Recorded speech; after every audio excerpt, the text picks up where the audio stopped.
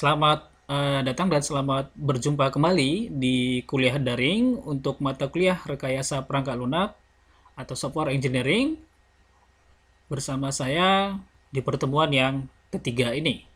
Baik, teman-teman, di pertemuan kali ini materi yang akan saya sampaikan adalah tentang definisi dan model proses rekayasa perangkat lunak. Oke, baik teman-teman, saya akan menampilkan slide-nya. Baik, kelas rekayasa perangkat lunak. Seperti yang sudah saya sebutkan tadi bahwa materi yang akan saya sampaikan untuk di pertemuan kali ini adalah tentang definisi dan model proses rekayasa perangkat lunak. Nah, teman-teman, untuk kompetensi di pertemuan materi ini adalah setelah selesai perkuliahan, maka diharapkan mahasiswa mampu untuk menjelaskan definisi rekayasa perangkat lunak.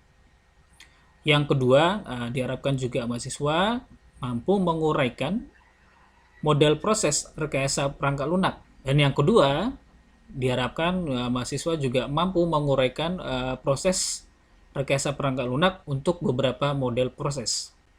Yang berikutnya, mahasiswa juga diharapkan mampu menjelaskan model-model proses kaitannya tadi dengan proses rekayasa perangkat lunak tersebut. Oke, baik, kita mulai dari definisi rekayasa perangkat lunak atau software engineering. Nah, teman-teman, bahwa rekayasa perangkat lunak mungkin banyak yang mengertikan bahwa rekayasa perangkat lunak ini adalah bagaimana membuat software. Nah, sebenarnya bahwa rekayasa perangkat lunak itu lebih luas lagi ya. Jadi tidak hanya sekedar membahas tentang bagaimana membuat software, tetapi lebih kepada seluruh aspek produksi perangkat lunak itu sendiri. Nah, di sini saya sebutkan bahwa definisi yang pertama adalah bahwa rekayasa perangkat lunak itu adalah suatu disiplin teknologi ya, yang berkonsentrasi terhadap seluruh, garis bawahi seluruh ya, seluruh aspek produksi perangkat lunak. Jadi tidak hanya sekedar bicara tentang bagaimana membuat sebuah software ya, tetapi seluruh aspek produksi membuat software tersebut. Nah, seluruh aspek tersebut seperti apa maksudnya? Di sini bahwa seluruh aspek yang disebutkan di sini adalah yang merupakan menggabungkan dari konsep ilmu komputernya dengan ekonomi dan kemampuan komunikasi serta ilmu manajemen dengan pendekatan pemecahan masalah dari sebuah teknik yang disebutkan di aspek produksi perangkat lunak ini tadi. Inilah yang dimaksud dengan aspek produksi perangkat lunak ya. Jadi merupakan menggabungkan dari konsep ilmu komputernya sendiri, kemudian ilmu ekonominya, kemudian kemampuan berkomunikasinya, lalu ilmu manajemen yang kemudian digunakan untuk pendekatan pemecahan sebuah masalah yang kita sebutkan di sini sebagai aspek produksi dari perangkat lunak tersebut. Ya, jadi saya ulangi bahwa rekayasa perangkat lunak bukan bicara hanya tentang bagaimana membuat sebuah software, tapi lebih kepada aspek produksi perangkat lunaknya itu. Jadi lebih luas lagi dia. Lalu kemudian rekayasa perangkat lunak juga didefinisikan sebagai RPL, juga disebut sebagai sebuah pendekatan sistematis ya untuk mengembangkan perangkat lunak dalam waktu dan anggaran yang sudah ditentukan. Nah, berikutnya proses perangkat lunak. Nah, proses perangkat lunak itu seperti apa? Nah, proses perangkat lunak yang kemudian proses perangkat lunak. Nah, dalam kaitannya dengan rekayasa perangkat lunak, maka kita juga mengenal sebuah proses perangkat lunak, di mana proses perangkat lunak ini adalah sekumpulan kegiatan atau aktivitas yang memiliki tujuan untuk pengembangan ataupun evolusi perangkat lunak. Ya, saya ulangi bahwa dalam rekayasa perangkat lunak dikenal proses perangkat lunak yang merupakan sekumpulan kegiatan ataupun aktivitas yang tujuannya adalah untuk pengembangan dan atau evolusi perangkat lunak itu tersebut. Nah, dalam kaitannya dengan proses perangkat lunak ini kita mengenal ada yang disebut dengan aktivitas generik namanya. Nah, aktivitas generik yang kaitannya pada proses perangkat lunak tersebut adalah merupakan spesifikasi, kemudian ada pengembangan, kemudian ada validasi, lalu ada evolusi. Ya, dalam proses perangkat lunak itu di dalamnya ada aktivitas generik yang terdiri dari spesifikasi, pengembangan, validasi, dan evolusi. Nah, spesifikasi yang dimaksud di sini adalah apa yang harus dilakukan oleh perangkat lunak dan apa batasannya serta kendala pengembangannya. Ini disusun ya, spesifikasinya disusun. Saya ulangi, spesifikasi itu merupakan menggambarkan apa yang harus dilakukan oleh perangkat lunak yang akan dikembangkan, kemudian batasan dan kendala dalam pengembangannya seperti apa, itu disusun. Lah kemudian dalam aktivitas generik ini dikenal juga ada pengembangan ya. Setelah tadi disusun spesifikasinya, maka kita mengenal ada pengembangannya. Pengembangan yang dimaksud di sini apa? Pengembangan yang dimasukkan di sini adalah proses memproduksi sistem perangkat lunaknya. Ya, kalau tadi sudah disusun spesifikasi bagaimana dan apa yang harus dilakukan perangkat lunak, batasan dan kendala pengembangannya, selanjutnya baru kita bicara tentang proses memproduksi sistem perangkat lunak itu seperti apa. Lalu yang berikutnya ada validasi. Nah, validasi di sini adalah merupakan pengujian perangkat lunak terhadap keinginan pengguna. Saya ulangi bahwa validasi ini pengujian perangkat lunak terhadap keinginan pengguna. Ya. Bagaimana setelah spesifikasi yang disusun sebelumnya lalu dilakukan proses produksi terhadap sistem perangkat lunaknya, maka sistem yang telah diproduksi itu divalidasi. Ya. Divalidasi, diuji apakah sudah memenuhi kebutuhan penggunanya. Nah, setelah divalidasi, maka dilakukanlah evolusi. Ya, evolusi di sini adalah merupakan perubahan perangkat lunak berdasarkan perubahan keinginan. Jadi tadi setelah dilakukan spesifikasi, software dikembangkan, diproduksi, kemudian diuji. Pada saat diuji, nah dilihat mana yang sesuai dan mana yang tidak sesuai dengan keinginan atau kebutuhan si pengguna. Maka apabila ada yang tidak sesuai, itulah dilakukan proses evolusi yang disebut adalah merupakan proses perubahan, ya, perubahan terhadap perangkat lunak yang sudah diproduksi sebelumnya. Nah, yang berikutnya adalah model proses perangkat lunak. Kalau tadi adalah prosesnya, proses perangkat lunak itu bagaimana menyusun spesifikasi, kemudian memproduksi, lalu menguji perangkat lunak yang sudah diproduksinya. Maka berikutnya adalah model proses perangkat lunak itu sendiri seperti apa. Baik, model proses yang dimaksud di sini merupakan suatu representasi, ya, penggambaran sebuah proses perangkat lunak yang disederhanakan.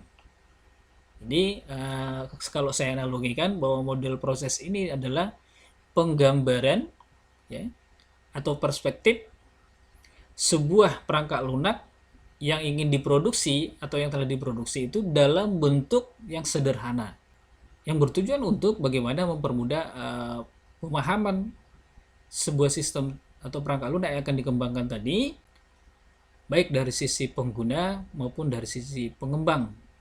Nah, perspektif khusus seperti apa? Nah, berikut ini adalah contoh perspektif proses pada model proses perangkat lunak. Baik, yang pertama di sini ada namanya perspektif alur kerja atau workflow. Ya. Yang dimaksud dengan perspektif alur kerja ini merupakan barisan kegiatan. Ini dia. Yang kedua, untuk merepresentasikan perangkat lunak yang disederhanakan kita sebutkan tadi, boleh juga menggunakan perspektif alur data, yang artinya alur informasinya. Nah, kemudian untuk merepresentasikan proses perangkat lunak yang disederhanakan tadi, kita juga bisa menemukan dengan perspektif proses yang disebut dengan perspektif peran atau aksi. Nah, seperti apa perspektif peran dan aksi ini? Yaitu perspektif yang menggambarkan siapa melakukan apa. Ya. Siapa melakukan apa. Nah, sekarang kita mulai ya. Bahwa model proses yang generik itu terdiri dari beberapa model. Yang pertama adalah waterfall atau yang disebut dengan istilah air terjun. Yang kedua, pengembangan secara evolusi. Yang ketiga, transformasi formal. Yang keempat ini model proses spiral. Nah, yang berikutnya adalah integrasi dari komponen yang reusable. Nah, sebelum saya menyampaikan atau sebelum kita membahas tentang lebih lanjut model-model proses yang saya sebutkan tadi, nah, sebelumnya saya akan menyampaikan terlebih dahulu ada beberapa bahasan yang penting yang kemudian sangat berkaitan dengan bagaimana kemudian software engineering atau rekayasa perangkat lunak itu akan dilakukan secara baik dan maksimal. Nah, yang pertama ini kaitannya dengan biaya. Dalam proses rekayasa perangkat lunak, maka komponen biaya ini merupakan sebuah komponen yang tidak bisa dikesampingkan. Kenapa? Karena ini kaitannya sangat penting ya. Karena bagaimana kita tahu bahwa ketika mengembangkan sebuah sistem ya berbasis teknologi, maka tentu akan menimbulkan atau menciptakan sebuah biaya yang biayanya biasanya juga boleh dikatakan ya tidak kecil ya. Oleh karena itu perhatian untuk biaya ini penting dalam proses dalam kaitannya dengan rekayasa perangkat lunak. Nah, kaitan dengan biaya di sini saya tidak bukan membahas masalah harga, tetapi bagaimana kemudian sebuah biaya ini akan mempengaruhi nanti terhadap kinerja dari si pengembang sistem dan bagaimana penerimaan dari si pengguna. Ya. Jadi dalam kaitannya biaya rekayasa perangkat lunak ini untuk biaya pengembangan itu terdiri dari kisaran 60% dari total seluruh biaya dalam proses pengembangannya. Sedangkan 40%-nya itu berada pada biaya pengujian. Artinya kalau kita melihat di sini bahwa setelah software atau perangkat lunak itu selesai diproduksi, maka biaya praproduksi itu masih besar. Ya, ini sangat besar, yaitu mencapai hampir 40%, mencapai 40% dia. Jadi ketika mengembangkan sistem kita tidak boleh berpikir bahwa biaya yang kita terima itu adalah selesai sampai ketika software tersebut diimplementasikan atau biaya tersebut selesai setelah software selesai dibangun. Nah, justru dalam proses pengembangan itu biaya adalah di kisaran 60%, sedangkan 40%-nya itu ada di pengujian. Maka ini perlu perhatian khusus. Karena setelah software selesai diproduksi, kemudian sebelum diimplementasikan, maka proses pengujian dan sampai kepada proses implementasi itu masih memakan biaya kisaran 40%. Ini angka yang cukup besar. Untuk itu, proses pengujian dalam kaitannya rekayasa perangkat lunak ini berarti merupakan sebuah proses yang amat sangat penting juga dalam kaitannya produksi perangkat lunak. Ya. Untuk perangkat lunak berbasis pengguna atau customize, biaya evolusi biasanya melebihi biaya pengembangan. Nah, ini ya. Jadi, ini kaitannya kalau yang saya bicarakan tadi ini 60-40% ini boleh saya katakan ini kalau misalnya software yang dikembangkan itu ya kalau saya analogikan dengan bahasa umumnya adalah pengguna itu mengikuti apa yang sudah dibuatkan oleh si pengembang. Tidak banyak yang di request awal disepakati lalu produk software diproduksi implementasi maka tidak banyak perubahan. Nah, kalau software yang dikembangkan itu atau perangkat lunak yang dikembangkan itu ternyata memang customize ya, atau dengan kata lain merupakan request full dari si pengguna, maka biaya evolusi atau biaya pasca produksi itu bisa melampaui dari 60% ini. Atau dengan kata lain, biaya pengembangan itu bisa lebih rendah dari biaya pengujian sampai implementasi. Ini bisa kebalik nih. Kalau di sini biaya pengembangannya itu 60%, maka kalau misalnya dia perangkat lunak yang dikembangkan itu adalah customized atau berbasis keinginan atau kebutuhan pengguna, maka biaya pengujian dan implementasi ini bisa 60%. Jadi ini bisa 40%, ini bisa 60%. kebalik. Ya, maka ini perlu diperhatikan ya teman-teman ketika teman-teman misalnya nanti terlibat dalam sebuah proses pengembangan sebuah sistem. Nah, tentu biaya beragam tergantung pada tipe sistem ya. Tentu beragam ya. Yang akan jadi tergantung pada tipe sistem yang akan dikembangkan. Dan tergantung juga pada kebutuhan sistemnya. Itu tadi kaitannya dengan custom tadi ya. Kaitannya dengan custom ini. Nah, kemudian kaitannya dengan biaya rekayasa perangkat lunak bahwa distribusi biaya juga bergantung pada model pengembangan yang digunakan. Nah, untuk itulah kita perlu mengenal beberapa model proses dalam pengembangan rekayasa perangkat lunak. Karena distribusi biaya juga bergantung juga pada model pengembangan yang digunakan seperti apa. Nah, berikutnya adalah metode rekayasa perangkat lunak. Nah, metode rekayasa perangkat lunak ini adalah merupakan pendekatan terstruktur untuk pengembangan perangkat lunak. Nah, termasuklah di dalamnya, dalam pendekatan terstruktur yang dimaksud di sini, termasuklah di dalamnya adalah model sistemnya, notasinya, perancangan, dan petunjuk pemrosesannya seperti apa.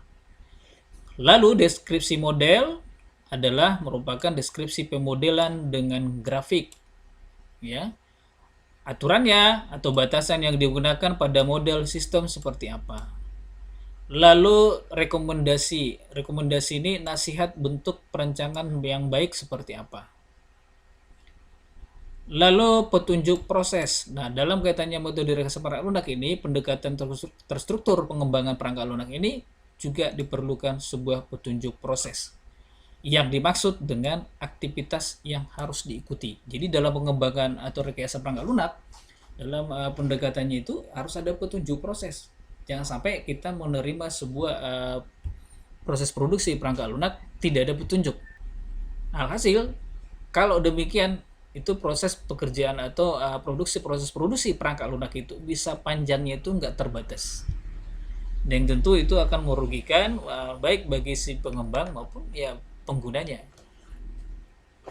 Nah, jadi dalam metode rekayasa perangkat lunak ini kita perlu memikirkan bagaimana namanya pendekatan terstruktur, disiapkan, deskripsi modelnya seperti apa, aturannya, rekomendasi, lalu petunjuk prosesnya juga seperti apa. Nah, kemudian atribut perangkat lunak yang baik. Nah, tentu dalam kaitannya dengan pengembangan perangkat lunak ya, maka agar lebih mudah mencapai tujuan dan memaksimalkan hasil dari produksi perangkat lunak tersebut, maka kita juga harus mengenal yang disebut dengan atribut perangkat lunak. Nah, tidak hanya mengenal atribut perangkat lunak, tetapi juga harus mengenal atribut perangkat lunak yang baik itu seperti apa. Jadi kaitannya dengan atribut perangkat lunak yang baik bahwa perangkat lunak seharusnya memberikan pengguna kebutuhan fungsionalitas dan unjuk kerja yang dapat dirawat dan berguna sesuai dengan kebutuhan si pengguna sistemnya. Nah, yang dimaksud mudah dirawat di sini dan berguna adalah yang pertama bahwa perangkat lunak yang baik itu harus memenuhi sebuah kriteria yang disebut dengan di sini maintainability. Ya. Maintainability ini ya bahwa software yang sudah diproduksi tadi itu dapat dirawat. Dapat dirawat di sini maksudnya bahwa perangkat lunak harus dapat memenuhi perubahan kebutuhan. Oke, saya ulangi ya, bahwa perangkat lunak yang baik itu atributnya salah satu adalah maintainability. Yang artinya bahwa perangkat lunak tersebut harus dapat memenuhi perubahan kebutuhan. Artinya bahwa perangkat lunak yang sudah diproduksi, jangan sampai kita membangun sebuah software setelah jadi sudah selesai. Tidak bisa direvisi, tidak bisa diupdate, tidak ada pengembangan. Ya, kalau seperti ini, kejadiannya seperti yang sudah disebutkan di minggu sebelumnya, pertemuan sebelumnya, ya tidak akan ada yang mau memakai software tadi. Ataupun kalau ada yang beli itu kapok dia. Kapok karena setelah sistemnya mereka gunakan, diimplementasikan, ternyata berkaitan dengan bagaimana dinamika di lapangan, itu akan terjadi proses pengembangan sistem tapi tidak bisa dilakukan. Maka software tadi itu tidak akan dipakai. Dengan kata lain, pengembang yang membuat software itu juga ya pasti tidak akan dipakai lagi. Oke, maka perhatikan bahwa perangkat lunak yang baik itu harus memiliki salah satu atribut, yaitu maintainability. Oke teman-teman, materi selanjutnya akan kita lanjutkan di sesi kedua di video berikutnya.